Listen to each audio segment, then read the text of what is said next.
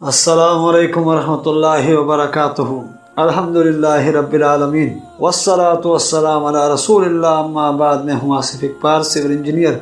आप इस वक्त सुन रहे हैं हमारे चैनल शम्म रिसालत की जानिब से मुख्तसर सीरतुन नबी सल्लल्लाहु अलैहि वालिहि वसल्लम की एपिसोड नंबर 51, किस्त नंबर 51।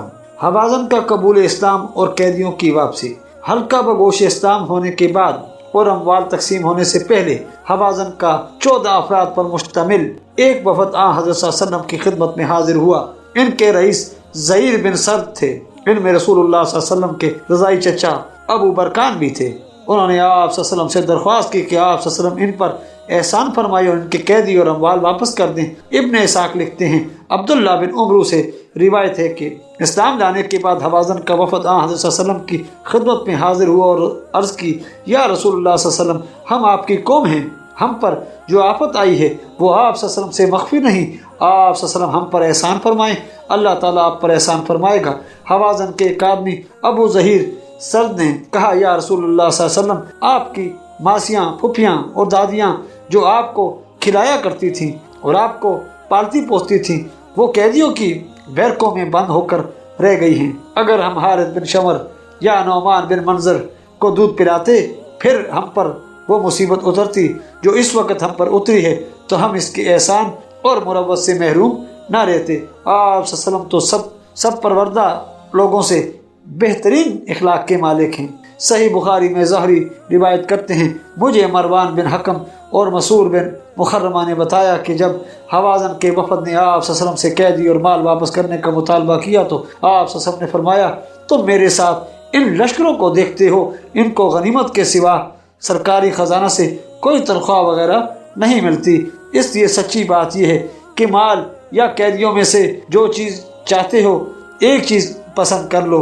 मैंने तुम्हारा इंतज़ार किया था, अगर तकसीम से पहले आ जाते तो तुम्हें दोनों चीज़ें मिल जाती। और ताइफ से वापसी के बाद आपने 10 से कुछ ज़्यादा दिन इनका इंतज़ार किया था। जब इनको मालूम हुआ कि उन्हें सिर्फ एक चीज़ मिलेगी तो कहने लगे, अगर एक ही चीज़ मिलनी है तो हमें ये पसंद है कि हमारे कैदी रिहा कर दिए जाएं। इनके इस फैसला के बाद आप सल्लल्लाहु अलैहि वसल्लम ने मुसलमानों से खिताब करने के लिए खड़े हुए और अल्लाह ताला की हम्द व सना के बाद फरमाया, अम्मा बाद, तुम्हारे ये भाई मुसलमान होकर आए हैं और अपने कैदियों की वापसी का मुतालबा करते हैं। मैंने इनके कैदियों को वापस करने का फैसला किया है। तुम में से जो शख्स वतीब खातर अपने कैदी आज़ाद करना चाहे वो आज़ाद कर दे, और जो शख्स मुफ्त आज़ाद ना करना चाहे तो इसके बदले जितने कैदी वो आज़ाद करेगा, इतने कैदी इसको अव्वलीन हासिल होने वाली गनीमत से मिल जाएंगे। लेकिन सब लोग बैक आवाज़ बोले, या रसूलुल्लाह सल्लल्लाहु अलैहि वसल्लम, हम अपने कैदी बतीबे खातिर मुफ्त आज़ाद करते हैं। आप सल्लल्लाहु अलैहि वसल्लम ने फरमाया, इतने अजीम मजमा में पता नहीं चलता कि किसने खुशी से कैदी आज़ाद किए हैं और किसने खुशी से आज़ाद नहीं किए। इसलिए तुम सब अपने अपने डेरों में जाओ, तुम्हारे नंबरदार अपनी अपनी बिरादरी से पूछ कर बताएं। चुनांचा सब लोग वापस चले गए और नंबरदारों ने अपने अपने कबीले से पूछ कर इत्तला दी कि सब लोग अपनी रजामंदी से अपने अपने कैदी आज़ाद करते हैं। इसलिए सब कैदी हवाज़न को वापस कर दिए गए। इब्न इसाक रहमतुल्लाह उमर बिन शुएब से रिवायत करते हैं, रसूलुल्लाह सल्लल्लाहु अलैहि वसल्लम ने फरमाया, जो शख्स अपने कैदी मुफ्त नहीं छोड़ना चाहता, इसे हर कैदी के बदले पहली गनीमत से जो हमें हासिल होगी 6 गुलाम दिए जाएंगे। लेकिन सहाबा इकराम रज़ी अल्लाह तआला अजमाइन ने बनु हवाज़न को इनकी औरतें और बच्चे मुफ्त वापस कर दिए। इब्न इसाक रहमतुल्लाह लिखते हैं, हज़रत सल्लल्लाहु अलैहि वसल्लम ने हवाज़न के वफद से पूछा, मालिक बिन औफ नदरी कहाँ है? उन्होंने कहा, वो बनु सकीफ के साथ ताइफ में रहता है। आप सल्लल्लाहु अलैहि वसल्लम ने फरमाया, इसको खबर कर दो, अगर वो मुसलमान होकर आ जाए तो मैं इसका माल और इसके सब कैदी इसको वापस कर दूंगा और मज़ीद अपनी तरफ से इसको 100 ऊँट इनाम दूंगा।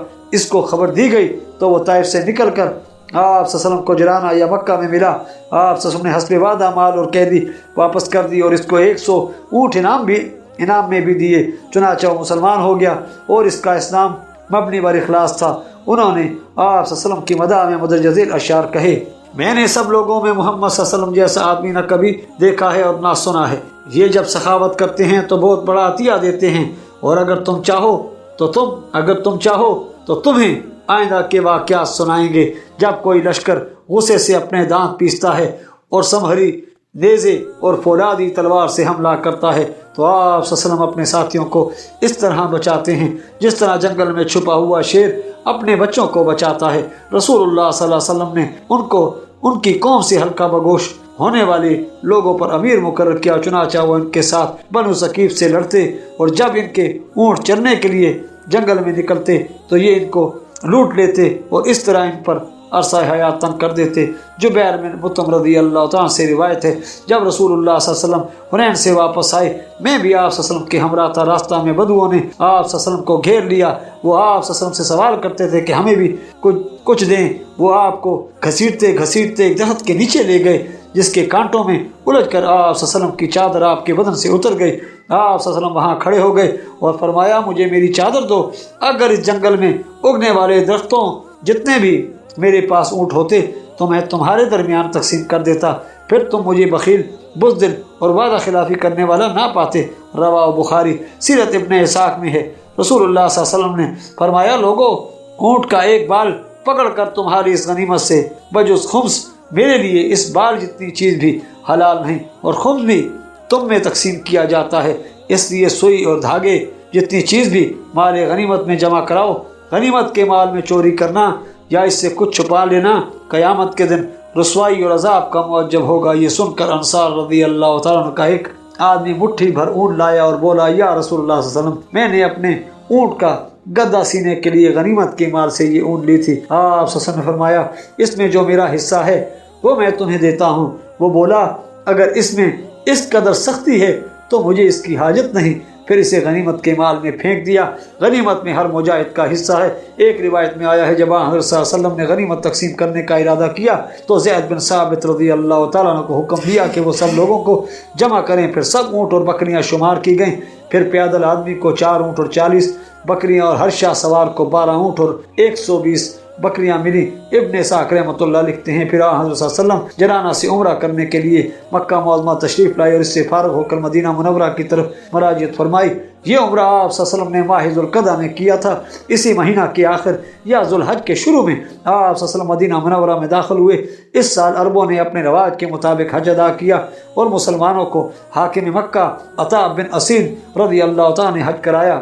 ان کو تقریباً 25 سال کی عمر میں آپ صلی اللہ علیہ وسلم نے مکہ معظمہ کا گورنر مقرر فرمایا۔ یہ انتہائی پرہیزگار اور عابد و زاہد نوجوان تھے اور یہ پہلا امیر ہے جس نے اسلام میں مسلمانوں کو حج کرایا۔ ابن حزم لکھتے ہیں اینیہ بن حسن کے سوا سب مؤلفۃ القلوب اسلام میں مخلص ثابت ہوئے۔ اینیہ کا معاملہ مشکوک رہا۔ دوسرے مؤلف القلوب کے مختلف درجے تھے، بہت بہتر اور اسلامی تعلیمات پر صدقے دل سے عمل کرنے والے جیسے حارث بن حشام، سہیل بن عمرو اور حکیم بن حزام بہتر، لیکن ان سے کم مرتبہ جیسے صفوان بن امیہ، عمیر بن وہب، مطیع بن اسود اور معاویہ بن ابی سفیان باقی بھی اچھے تھے اور ان کے متعلق بھی نیک ظن رکھنا ضروری ہے۔ فتح مکہ کے دن یا اس کے بعد مذکورہ بالا عمائدین کے ہم پایا دوسرے شرفاء بھی ہلکا بگوش اسلام ہوئے۔ آپ صلی اللہ علیہ وسلم نے ان کو اسلام میں مخلص سمجھا لیکن دوسروں کی طرح ان کو غنیمت میں سے کچھ نہیں دیا۔ ان میں اکرمہ بن ابی جہل، عطا بن اسید اور جبیر بن مطعم خاص طور پر قابل ذکر ہیں رضی اللہ عنہم اجمعین۔ حضرت صلی اللہ علیہ وسلم فتح مکہ، جنگ حنین اور جنگ طائف کے سلسلہ میں 2 مہینے اور 16 دن مدینہ منورہ سے غائب رہے تھے۔ عروہ بن مسعود ثقفی رضی اللہ تعالیٰ عنہ کا اسلام۔ اس سال طائف کا مشہور سردار عروہ بن مسعود ثقفی ہلکا بگوش اسلام ہوا۔ دوسرے اہل طائف ذوالقعدہ 8 ہجری سے حضرت صلی اللہ علیہ وسلم کی جنگ تبوک سے واپسی تک اپنے شرک اور اسلام دشمنی پر قائم رہے۔ آپ صلی اللہ علیہ وسلم رمضان مبارک 9 ہجری میں غزوہ تبوک سے واپس تشریف لائے تھے۔ ابن اسحاق رحمۃ اللہ لکھتے ہیں جب حضرت صلی اللہ علیہ وسلم نے طائف سے محاصرہ اٹھانے کے بعد مدینہ منورہ کی طرف مراجعت فرمائی تو عروہ بن مسعود آپ صلی اللہ علیہ وسلم کے پیچھے گئے اور آپ صلی اللہ علیہ وسلم کے مدینہ میں داخل ہونے سے پہلے آپ صلی اللہ علیہ وسلم کی خدمت میں حاضر ہو کر اپنے اسلام کا اعلان کیا اور آپ صلی اللہ علیہ وسلم سے اجازت چاہی کہ اپنی قوم میں جا کر اپنے اسلام کا اعلان کریں اور ان کو اسلام کی دعوت دیں۔ آپ صلی اللہ علیہ وسلم نے فرمایا وہ تمہاری بات نہیں مانیں گے اور خطرہ ہے کہ تمہیں قتل کر دیں گے۔ آپ صلی اللہ علیہ وسلم جانتے تھے کہ ابھی تک ان میں پہلے کی طرح غرور اور تکبر باقی ہے اور ان کی حالت میں فی الحال کوئی تبدیلی واقع نہیں ہوئی۔ عروہ بولے یا رسول اللہ صلی اللہ علیہ وسلم میں ان کو ان کی 2 شیزہ لڑکیوں سے بھی زیادہ محبوب ہوں، اور ایک روایت میں ہے میں ان کو ان کی آنکھوں سے بھی زیادہ محبوب ہوں، اور وہ سچ مچ ایسے ہی تھے۔ اہل طائف ان سے बहुत मोहब्बत करते थे और इनके हुक्म को वाजिब और इताअत जानते थे। चुनांचे उन्होंने वापस आकर अपनी कौम को इस्लाम की तरफ दावत दी। उन्हें उम्मीद थी कि इनकी हर दिल अजीज़ी की वजह से लोग इनकी मुखालफत नहीं करेंगे, मगर जो ही उन्होंने बाला खाने में खड़े होकर अहले ताइफ को इस्लाम की दावत दी और अपने मुसलमान होने का ऐलान किया, उन्होंने हर तरफ से इन पर पत्थरों की बारिश बरसाई। इनको एक तीर लगा जिसने उनका काम तमाम कर दिया। किसी ने पूछा, अपने खून के बारे में आपकी क्या राय है? बोले, मुझे अल्लाह ताला ने इज्जत बख्शी है और शहादत की आला मौत से नवाजा है। मेरा हुक्म उन शुहदा का हुक्म है जो हज़रत सल्लल्लाहु अलैहि वसल्लम के साथ मुआसरा ताइफ के दौरान शहीद हुए, और मुझे इन्हीं के साथ सपुर्द खाक किया जाए। कहते हैं हज़रत सल्लल्लाहु अलैहि वसल्लम ने इनकी मौत का हाल सुनकर फरमाया था, इनकी मिसाल वही है जो साहिब यासीन की मिसाल अपनी कौम में थी। अहले ताइफ का कबूल इस्लाम अरूहा की शहादत के चंद माह बाद अहले ताइफ ने देखा कि अरब के सब लोग मुसलमान हो गए हैं और इनके मुकाबला की इनमें ताकत नहीं रही। वो एक दूसरे से कहने लगे, हमारी हालत ये है कि अब ना तो हमारा कोई काफिला महफूज है और ना हम में कोई बाहर जाकर अपनी जान बचा सकता है। इसलिए मुनासिब है कि हज़रत सल्लल्लाहु अलैहि वसल्लम की खिदमत में कोई नुमाइंदा भेजकर अपने हल्का बगोश इस्लाम होने का ऐलान कर दे। चुनांचे उन्होंने अब्द या लैल बिन उमरू बिन उमैर को, जो अरूहा रज़ी अल्लाह ताला की तरह सने रसीदा था, इस मकसद के लिए भेजना चाहा, मगर इसने इस खौफ से कि कहीं मेरा हशर भी वैसा ना हो जो पहले अरूहा रज़ी अल्लाह ताला का हो चुका है, अकेला जाने से इनकार कर दिया और कहा, जब तक मेरे साथ कुछ और आदमी नहीं जाएंगे मैं नहीं जाऊंगा। इस पर अहले ताइफ ने तय किया कि इसके साथ अहलाफ में से 2 और बनु मालिक में से 3, कुल 6 आदमी भेजे जाएं, और वो ये थे, हकम बिन अमरू बिन वहब, शर्जील बिन गैलान, उस्मान बिन बशर बिन अब्द दहमान, औस बिन औफ, नुमीर बिन खरशा बिन रबिया और अब्द या लैल बिन अमरू। इनका अमीर अब्द या लैल था, और इसने अपने साथ ये आदमी इसलिए लिए थे कि वो अरूहा रज़ी अल्लाह ताला की तरह अकेला ही काबू न आ जाए, और जब वो ताइफ वापस आए तो हर शख्स अपने अपने कबीला को मुतमईन कर सके। ताइफ के वफद की मदीना में आमद। जब ये लोग वादी कन्नास से गुजरकर मदीना मनव्वरा के नज़दीक पहुंचे तो इनकी मुलाकात मुगीरा बिन शुअबा रज़ी अल्लाह तआला से हुई, जो अपनी बारी में सहाबा इकराम रज़ी अल्लाह तआला के ऊँट चला रहे थे। वो अपने ऊँट इनके पास छोड़कर मदीना की तरफ दौड़े ताकि इनकी आमद की खुशखबरी हज़रत सल्लल्लाहु अलैहि वसल्लम को पहुँचाएं। रास्ता में उनको अबू बकर सिद्दीक़ रज़ी अल्लाह तआला मिले। उन्होंने बताया कि सकीफ़ का वफद हज़रत सल्लल्लाहु अलैहि वसल्लम से इस्लाम पर बैत करने और अपने मुल्क, अपनी कौम और इनके माल व असबाब के तहफ़्फ़ुज़ के लिए कुछ शराइत दिखवाने के लिए आया है। अबू बकर सिद्दीक़ रज़ी अल्लाह तआला बोले, खुदा के लिए जल्दी न करें, रसूलुल्लाह सल्लल्लाहु अलैहि वसल्लम तक ये खबर पहुँचाने का मुझे मौका दें। मुगीरा रज़ी अल्लाह तआला मान गए। चुनांचे अबू बकर सिद्दीक़ रज़ी अल्लाह तआला ने इनके आप सल्लम की खिदमत में आने की खबर पहुँचाई। फिर मुगीरा रज़ी अल्लाह तआला वापस आ गए। इनके साथ अपने ऊँट मदीना मुनव्वरा वापस लाए और रास्ता में इनको हज़रत सल्लम की खिदमत में सलाम करने का तरीका बताया, मगर उन्होंने जाहिलियत के तरीका के मुताबिक ही सलाम अर्ज़ किया। हज़रत सल्लम ने इनके रहने के लिए मस्जिद के कोने में खैमा लगवा दिया। सुलह का अहदनामा लिखवाने तक खालिद बिन सईद बिन आस ने आप सल्लम के और इनके दरमियान सफारत का फरीज़ा अंजाम दिया और मुआहदा तय पाने के बाद उन्होंने ही ये अहदनामा अपने हाथ से लिखा। अपने इस्लाम लाने और मुआहदा तहरीर होने तक रसूलुल्लाह सल्लल्लाहु अलैहि वसल्लम के घर से आया हुआ खाना ये लोग इस वक्त तक नहीं खाते थे जब तक खालिद बिन सईद रज़ी अल्लाह ताला नहीं खाते थे। उन्होंने शर्त पेश की थी कि आप सल्लम इनका बुतलात 3 साल तक ना तोड़ेंगे, मगर आप सल्लम ने इनकी ये शर्त तस्लीम नहीं की। फिर 1 साल कम करते करते उन्होंने 1 महीना तक की मोहलत मांगी, मगर आप सल्लम ने इनकार कर दिया और फरमाया कोई बुत बाकी नहीं रहने दिया जाएगा। बज़ाहिर मालूम होता है कि वो इस शर्त से अपने बीवी बच्चों और बेवकूफ़ों की हंगामा आराई से बचना चाहते थे और उन्हें चाहते थे कि इस्लाम पुख्ता होने से पहले अपनी कौम को इसकी शिकस्त और रीख के सदमा से 2-4 करें, मगर आप सल्लम ने इसका सख्ती से इनकार किया और अबू सुफियान बिन हरब और मुगीरा बिन शुअबा रज़ी अल्लाह तआला को भेजा कि इसको तोड़कर पेवंदे खाक कर दें। उन्होंने बुतलात ना तोड़ने के साथ ये शर्त भी पेश की थी कि इनको नमाज पढ़ने से मुआफ़ रखा जाए और इनके अपने हाथों से बुत तोड़ने पर मजबूर ना किया जाए। आप सल्लल्लाहु ने फरमाया तुम्हारे अपने हाथों से बुत ना तोड़ने का मुतालबा तो पूरा हो सकता है, हम दूसरे लोगों से तोड़वा देंगे, लेकिन नमाज से मुआफ़ी का तो सवाल ही पैदा नहीं होता, क्योंकि जिस दीन में नमाज नहीं इस दीन में कोई खूबी नहीं। इस पर वो बोले, ए मोहम्मद सल्लल्लाहु अलैहि वसल्लम, अगरचे ये दानस्त है मगर हम इसे कबूल करते हैं। جب وہ حلقہ بگوش اسلام ہو گئی اور عہد نامہ لکھا گیا تو آپ صلی اللہ علیہ وسلم نے عثمان بن ابی العاص کو ان پر امیر مقرر کیا۔ یہ ان سب سے نو عمر تھے، مگر آپ صلی اللہ علیہ وسلم نے انہیں دین کی طرف راغب اور علم دین سیکھنے کی طرف مائل پایا تھا۔ حضرت ابوبکر صدیق رضی اللہ عنہ نے بھی کہا تھا، یا رسول اللہ صلی اللہ علیہ وسلم، میں نے ان سب سے اس کو علم دین اور قرآن حاصل کرنے کا زیادہ شوقین دیکھا ہے۔ ابن اسحاق رحمۃ اللہ لکھتے ہیں، مجھے عیسیٰ بن عبداللہ ثقفی نے بتایا ہے کہ وہ اس وفد میں شریک ایک آدمی کہتا تھا، حلقہ بگوش اسلام ہونے کے بعد ہم نے رسول اللہ صلی اللہ علیہ وسلم کے ساتھ رمضان کے روزے رکھے، ہمارے لیے بلال رضی اللہ تعالیٰ عنہ آپ صلی اللہ علیہ وسلم کے گھر سے سحری اور افطاری کا کھانا لاتے، وہ سحری کا کھانا لاتے تو ہم بسا اوقات کہتے، اب تو صبح صادق ہو چکی ہے اور کھانے کا وقت نہیں رہا۔ وہ کہتے ہیں رسول اللہ صلی اللہ علیہ وسلم کو کھانا کھاتے چھوڑ کر آیا ہوں، کیونکہ آپ صلی اللہ علیہ وسلم سحری آخری وقت میں تناول فرمایا کرتے تھے۔ اسی طرح وہ افطاری لاتے تو ہم کہتے ابھی تو سورج پوری طرح غروب نہیں ہوا۔ وہ کہتے رسول اللہ صلی اللہ علیہ وسلم کے روزہ افطار کرنے کے بعد کھانا لایا ہوں، پھر وہ پیالے سے کھانا شروع کر دیتے اور ہم بھی روزہ افطار کر دیتے۔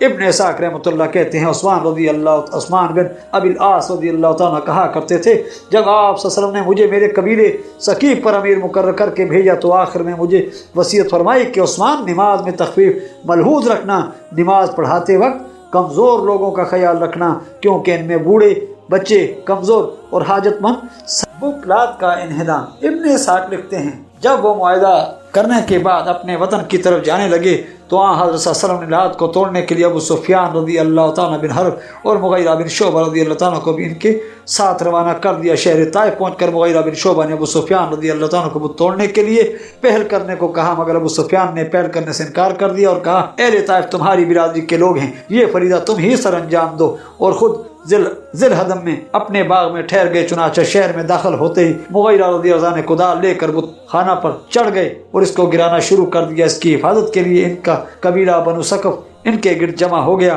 تاکہ ان پر کوئی دشمن تیر نہ پھینکے یا اروحہ بن مسعود کی طرح ان کو قتل نہ کر دیا جائے۔ لات کی شکست و ریت کی خبر سن کر بنو ثقیف کی عورتیں ننگے سر گھروں سے باہر نکل آئیں اور اس کو ٹوٹتا دیکھ کر رونے اور نوحہ کرنے لگی۔ جب مغیرہ رضی اللہ تعالیٰ لات کو توڑنے کے لیے کلہاڑے سے ضربیں لگا رہے تھے تو ابو سفیان کہتے، واہن لک واہن لک۔ جب لات کو توڑ کر حضرت مغیرہ رضی اللہ تعالیٰ نے پیوندے خاک کر دیا اور اس کے سونے، چاندی اور تحائف میں دیے گئے زیورات پر قبضہ کر لیا تو ابو سفیان رضی اللہ تعالیٰ کو پیغام بھیجا، اس سے پہلے اروحہ بن مسعود کے قتل کے بعد ان کا بیٹا ابو ملی بن اروحہ اور قارب بن اسود رسول اللہ صلی اللہ علیہ وسلم کی خدمت میں حاضر ہوئے اور کہا، اب وہ بنو ثقیف سے الگ ہو جائیں گے اور کبھی ان کے ساتھ کسی قیمت پر صلح نہیں کریں گے۔ آپ صلی اللہ علیہ وسلم نے فرمایا، پھر تم جس سے چاہو دوستی پیدا کر لو۔ وہ بولے، ہم اللہ تعالیٰ اور اس کے رسول کو اپنا دوست بناتے ہیں۔ آپ صلی اللہ علیہ وسلم نے فرمایا،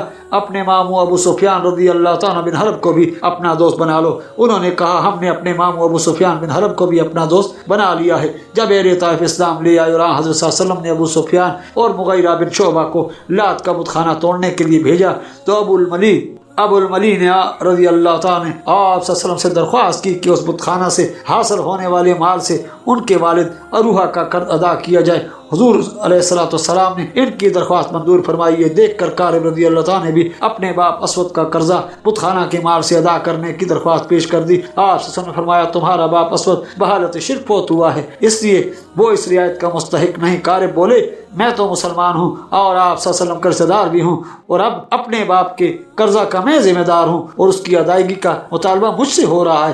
یہ آپ صلی اللہ علیہ وسلم کی صلہ رحمی مجھ سے ہوگی، میرے باپ سے نہیں ہوگی۔ یہ سن کر آپ صلی اللہ علیہ وسلم نے ابو سفیان رضی اللہ عنہ کو حکم دیا کہ بت خانے کے مال سے اروحہ اور اسود دونوں کا قرض ادا کر دیا جائے۔ مغیرہ رضی اللہ تعالیٰ نے بت خانہ کا سارا مال جمع کرنے کے بعد ابو سفیان رضی اللہ تعالیٰ سے کہا، رسول اللہ صلی اللہ علیہ وسلم نے آپ کو اس مال سے اروحہ اور اسود کا قرض ادا کرنے کا حکم دیا تھا۔ چنانچہ ابو سفیان رضی اللہ تعالیٰ نے اس مال سے ان دونوں کو قرض ادا کر دیا۔ غزوہ حنین اور طائف سے مستمد شدہ احکام اور حکمتیں، اگرچہ اہل طائف جنگ تبوک کے بعد اسلام میں داخل ہوئے، مگر ہم نے حوازن و ثقیف کا سارا واقعہ اول سے آخر تک یہاں ذکر کر دیا ہے تاکہ اس سے مستمد شدہ احکام اور اس میں مخفی حکمتیں اور مسائل ایک ہی جگہ بیان کی جائیں، جیسا کہ علامہ ابن قیم رحمۃ اللہ وغیرہ نے ذکر کی ہیں۔ وہ احکام اور حکمتیں درج ذیل ہیں۔ اللہ تعالیٰ نے اپنے رسول صلی اللہ علیہ وسلم سے وعدہ کیا تھا کہ جب آپ صلی اللہ علیہ وسلم مکہ فتح کر لیں گے تو لوگ جوک در جوک اسلام لے آئیں گے اور تمام عرب آپ صلی اللہ علیہ وسلم کی اطاعت قبول کر لیں گے۔ حکمت الہی کا تقاضا تھا کہ فتح مکہ کے وقت بنو حوازن اسلام سے کنارہ کش رہیں، پوری قوت کے ساتھ اہل اسلام سے متصادم ہوں اور حق تعالیٰ مسلمانوں کو ان پر فتح عطا کر کے اپنے پسندیدہ دین کو غالب کرے اور ان کے تمام مال و مویشی، سونا چاندی، مرد عورتیں اور بچے بطور انعام فاتحین مکہ میں تقسیم فرمائے۔ اسلام کو غلبہ دے کر اللہ تعالیٰ اس عظیم طاقت کو ہمیشہ ہمیشہ کے لیے کچل دے کہ اہل اسلام کو پہلے کبھی ایسی منظم طاقت سے سابقہ نہیں پڑا تھا۔ اس کے علاوہ بھی بہت سی حکمتیں ہیں جو غور و فکر کرنے والوں کے لیے روز روشن کی طرح عیاں ہیں۔ حکمت الہی کا تقاضا تھا کہ وہ پہلے مسلمانوں کو کثرت تعداد اور سامان حرب کی فراوانی کے باوجود شکست فاش سے دوچار اور ان سروں کو جو فتح مکہ کے نشہ میں غرور سے بلند ہو رہے تھے سرنگو کر دے، جنہوں نے اس عجز و انکسار کا مظاہرہ نہیں کیا تھا جس کا مظاہرہ حضور علیہ السلام نے فرمایا۔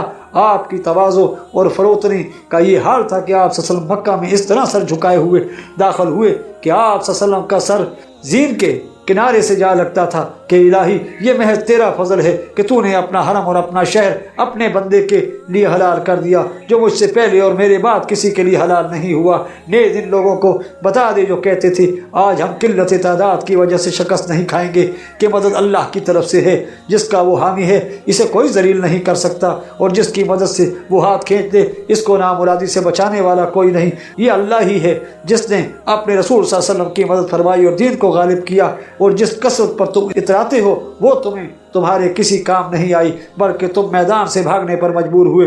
پھر جب شکست سے ان کے دل نڈھال ہوئے تو اللہ تعالیٰ نے سورہ توبہ کی یہ آیت اتار کر ثم انزل اللہ سکینتہ علی رسولہ وعلی المؤمنین وانزل جنودا لم تروها، پھر اللہ تعالیٰ نے اپنے رسول اور اہل ایمان پر سکینت اتاری اور ایسے لشکر نازل فرمائے جن کو تم نے نہیں دیکھا۔ ان کی دلجوئی کا سامان کیا اور اللہ تعالیٰ کی حکمت کا تقاضا ہے کہ مدد اور انعامات کی خلط ان لوگوں کو پہنائی جائے جو اس کے حضور تواضع اور عاجزی کا مظاہرہ کرتے ہیں، اور ہم چاہتے ہیں کہ جو لوگ زمین میں کمزور سمجھے جاتے ہیں ان پر احسان کریں اور انہیں بادشاہ بنا دیں۔ اللہ تعالیٰ نے اسلامی لشکر کو مکہ میں غنیمت جمع کرنے سے منع کر دیا، یہی وجہ ہے کہ انہوں نے مکہ میں سونا چاندی ساز و سامان قیدی اور زمین وغیرہ کچھ نہیں لوٹا۔ ابو داؤد وہب بن منبع سے روایت کرتے ہیں کہ میں نے حضرت جابر رضی اللہ تعالیٰ سے پوچھا مسلمانوں نے فتح مکہ کے دن غنیمت میں کچھ لوٹا تھا؟ انہوں نے کہا نہیں، حالانکہ انہوں نے مکہ کے بزور تلوار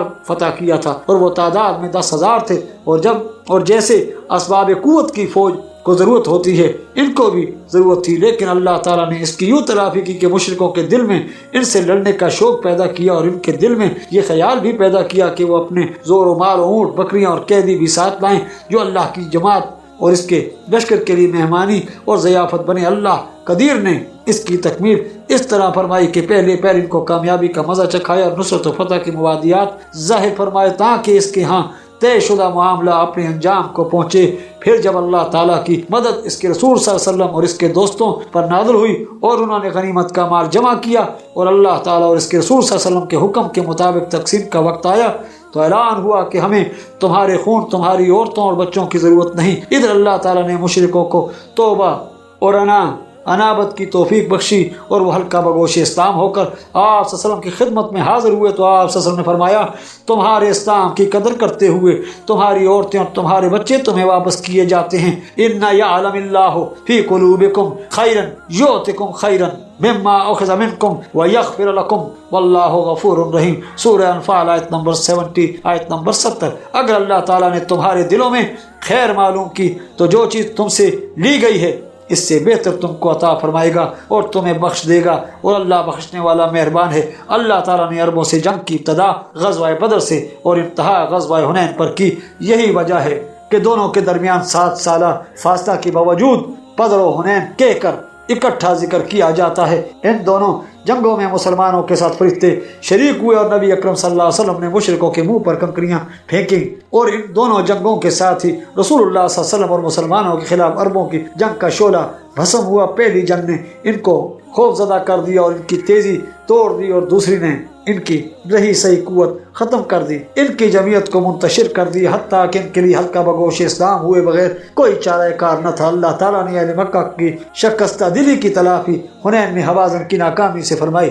اور ان کی غنیمتوں اور قیدیوں سے شاد کام کر کے ان کے زخموں کو مندمل کیا، اور سب سے بڑا انعام یہ کیا کہ ہوازن کے شر سے اہل مکہ کو ہمیشہ کے لیے محفوظ فرما دیا، کیونکہ مسلمانوں کی امداد کے بغیر وہ ان پر قابو نہیں پا سکتے تھے، بلکہ عین ممکن تھا کہ دشمن انہیں چبا ڈالتا۔ اس کے علاوہ اور بہت سی حکمتیں ہیں جن کو اللہ تعالیٰ ہی جانتا ہے۔ اس واقعہ سے یہ بھی ثابت ہوتا ہے کہ امام پر لازم ہے کہ دشمن کے حالات معلوم کرنے کے لیے اپنے جاسوس ان میں بھیجے، اور جب معلوم کرے کہ دشمن حملہ کرنے کی تیاری کر رہا ہے اور اس کے لشکر میں دشمن پر ضرب کاری لگانے کی صلاحیت ہے، تو وہ دشمن کے انتظار میں بیٹھا نہ رہے، بلکہ جس طرح حضرت صلی اللہ علیہ وسلم نے ہوازن پر حملہ کیا تھا وہ دشمن اسلام پر فوج کشی کرے۔ اس سے یہ بھی ثابت ہوتا ہے کہ امام کے لیے دشمن پر حملہ کرنے کے لیے کفار سے اسلحہ اور دیگر سامان حرب لینا جائز ہے۔ مسببات کے لیے اسباب کا استعمال کرنا توکل کے منافی نہیں۔ رسول اللہ صلی اللہ علیہ وسلم اور صحابہ اکرام رضی اللہ تعالیٰ اجمعین سب مخلوق سے زیادہ توکل کرنے والے تھے، مگر پھر بھی دشمن کے مقابلہ میں ہر طرح کے اسلحہ اجاز سے مسلح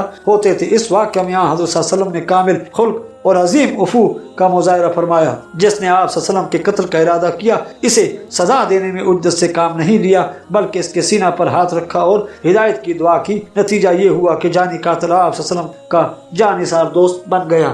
اس جنگ میں کئی معجزات ظہور پذیر ہوئے۔ آپ صلی اللہ علیہ وسلم نے شیبہ کو بتایا کہ وہ اپنے دل میں کیا ارادہ کر کے آیا ہے۔ جب مسلمان شکست کھا کر بھاگ گئے تو آپ صلی اللہ علیہ وسلم میدان جنگ میں ثابت قدم رہے اور کھلے طور پر اپنی موجودگی کا اعلان فرماتے رہے۔ انا نبی لا کاذب، انا ابن عبد المطلب، میں ہی نبی ہوں، کوئی جھوٹ نہیں، میں ہی عبد المطلب کا بیٹا ہوں۔ اور حالت یہ تھی کہ مشرکوں کے فوجی دستوں نے آپ صلی اللہ علیہ وسلم کو گھیر لیا تھا۔ آپ صلی اللہ علیہ وسلم اس وقت خچر پر سوار تھے جو دشمن پر حملہ کرنے یا بھاگ کر جان بچانے کے کام نہیں آ سکتی۔ یہ بھی معجزہ ہے کہ اللہ تعالیٰ نے فاصلہ پر ہونے کے باوجود آپ صلی اللہ علیہ وسلم کی مٹھی سے مٹی دشمن کی آنکھوں میں پہنچا دی، جس سے ان کی آنکھیں بھر گئیں اور وہ مزید آگے بڑھنے کے قابل نہ رہے۔ اس طرح جنگ کے لیے فرشتوں کا اترنا بھی معجزہ ہے جن کو دشمنوں نے اپنی آنکھوں سے دیکھا اور کچھ مسلمانوں نے بھی مشاہدہ کیا۔ یہ بھی ثابت ہوا کہ غنیمت تقسیم کرتے وقت امام کفار کے حلقہ بگوش اسلام ہونے اور ان کے اطاعت گزار بننے کا انتظار کرے تاکہ غنیمتیں اور قیدی ان کو واپس کر دیے جائیں۔ اس میں اس شخص کی دلیل ہے جو کہتا ہے کہ مجاہدین صرف قبضہ کرنے سے غنیمت کے مالک نہیں بنتے جب تک وہ تقسیم ہو کر ان کے حصہ میں نہ آئے۔ اگر وہ محض قبضہ کرنے سے مالک بن جاتے تو حضرت صلی اللہ علیہ وسلم غنیمتیں واپس کرنے کے لیے کفار کے مسلمان ہونے کا انتظار نہ فرماتے۔ اس سے یہ بھی معلوم ہوا کہ اگر کوئی مجاہد غنیمت تقسیم ہونے سے پہلے مر جائے تو اس کا حصہ باقی غانمین کو دیا جائے گا، اس کے وارثوں کو نہیں ملے گا، اور امام ابو حنیفہ رحمۃ اللہ کا یہی مذہب ہے۔ یہ بھی معلوم ہوا کہ انعام کے سوا، خمس کے سوا غنیمت کے باقی 4 حصوں سے دینا بھی جائز ہے۔ امام احمد رحمۃ اللہ نے بصرہ ذکر کیا ہے کہ انعام غنیمت کے 4 حصوں سے دیا جائے گا، اور حضرت صلی اللہ علیہ وسلم نے اس جنگ میں مؤلفۃ القلوب کو جو عطیے دیے تھے وہ انعام ہی تھے۔ آپ صلی اللہ علیہ وسلم نے مختلف قبائل کے سرداروں کو یہ انعام اس لیے دیے تھے تاکہ ان کے اور ان کی قوم کے دلوں میں اسلام کی محبت پیدا ہو۔ خمس نکالنے کے بعد کل غنیمت کے تیسرے یا چوتھے حصے کے بطور انعام دینے کے جواز کی نسبت 4 حصوں سے انعام دینے کا جواز زیادہ سود مند اور نفع بخش ہے، کیونکہ اس میں اسلام کی تقویت اور شان و شوکت زیادہ ہے، اور یہ دشمن کو اسلام کے زیادہ قریب لانے والی چیز ہے، جیسا کہ فی الواقع جنگ میں ہوا۔ انعام پانے والوں میں سے بعض کا بیان ہے کہ حضرت صلی اللہ علیہ وسلم نے انہیں سب مخلوق سے زیادہ ناپسندیدہ تھے، مگر آپ صلی اللہ علیہ وسلم کے مسلسل انعام دینے سے ان کے دل کی یہ کیفیت ہو گئی کہ آپ صلی اللہ علیہ وسلم ان کے نزدیک ساری مخلوق سے زیادہ محبوب بن گئے، جس عطیے سے اسلام اور اہل اسلام کو قوت و عزت و کفر اور اہل کفر کو ذلت نصیب ہو، جس سے قبائل کے سردار جن کی رضامندی سے ساری قوم راضی اور جن کی ناراضگی سے ساری قوم ناراض ہو جائے، اور ان کے اسلام لانے سے کوئی بھی اسلام سے پیچھے نہ رہے، اسلام کے قریب آ جائیں، تو اس عطیے کا کیا کہنا۔ بخدا یہ عطیہ جات بے حد عظیم، اسلام اور اہل اسلام کے لیے بے حد مفید اور نفع بخش اور نفع مند ثابت ہوئے۔